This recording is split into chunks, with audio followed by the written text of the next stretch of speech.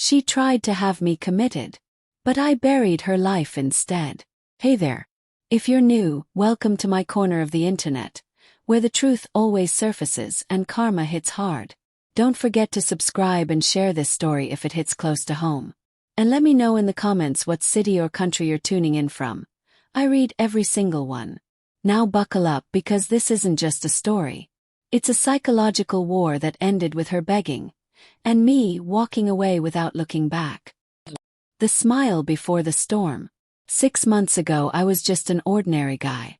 My name's Elliot, 35, civil engineer, decent life, quiet habits.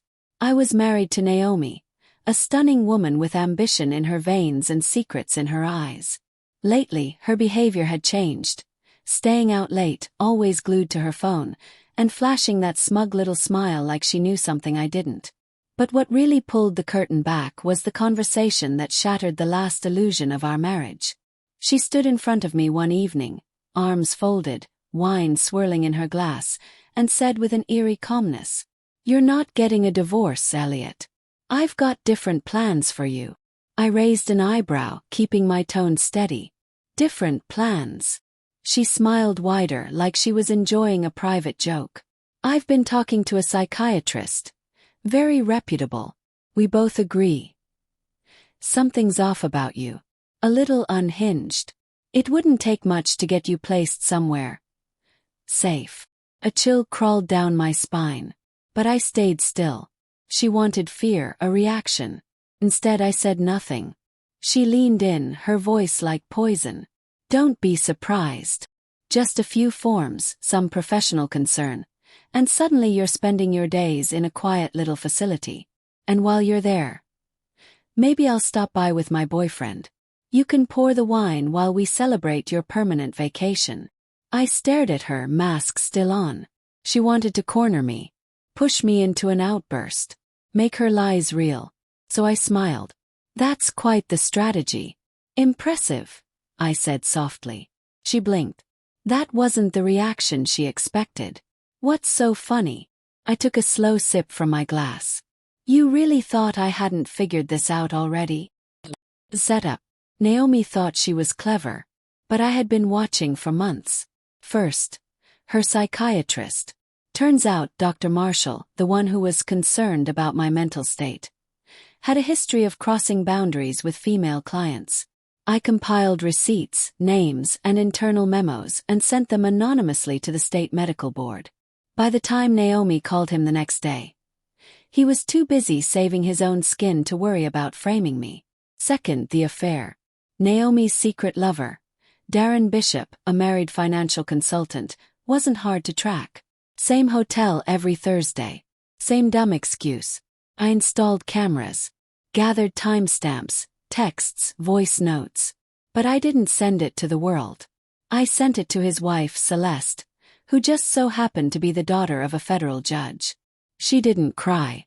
She retaliated, froze their joint accounts, kicked him out of their penthouse, and filed a scorched earth divorce.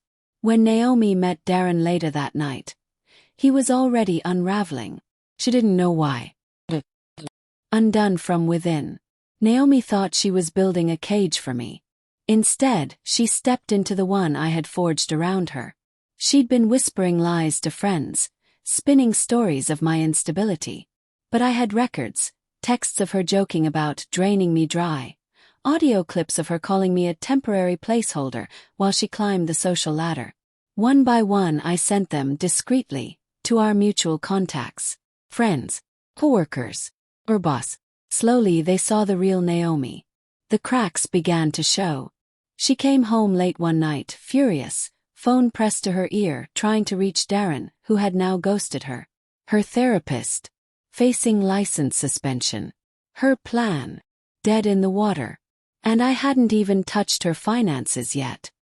Financial descent. She always thought I'd never leave, never cut her off. So I did. Drained the joint account legally. Transferred assets under my name. Cancelled cards she used. Shifted debts and liabilities to her name alone.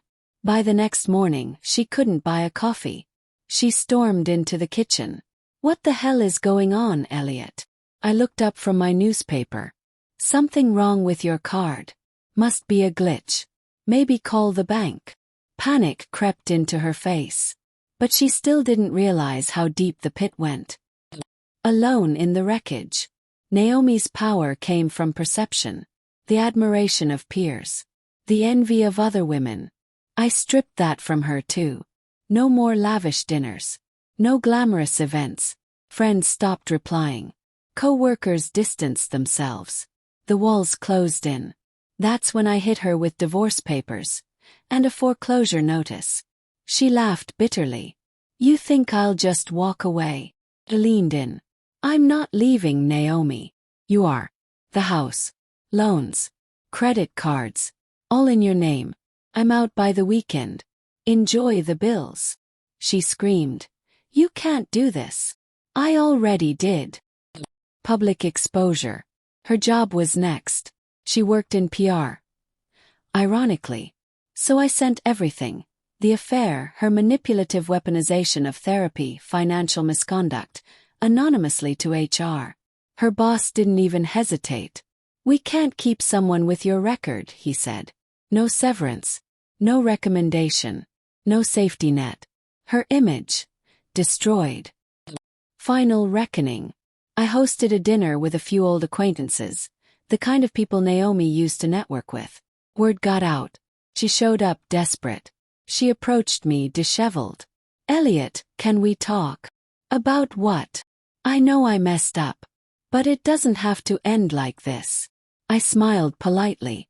Naomi, it already ended. You just never noticed. People watched. Curious. Judging. I stood towering over her. Remember when you said I'd be the broken one begging to stay? I raised my glass. Looks like the roles reversed. She said nothing. Couldn't.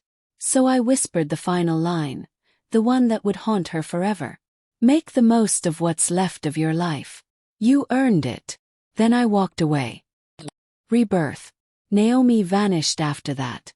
Rumors floated, short-term rentals, odd jobs, burned bridges. She tried to reach out. I never responded. As for me, I healed, built something better, surrounded myself with people who saw me, valued me. And when love returned, it wasn't in the form of manipulation or control, but with someone who understood the power of quiet loyalty. Naomi once thought she held my life in her hands. In the end, she was just holding ashes. Let me know in the comments what part hit you hardest. And if you've ever had to outthink someone who tried to destroy you, this space is yours to share. Subscribe if you haven't, because some stories aren't just stories, they're warnings. And this one was a lesson written in fire.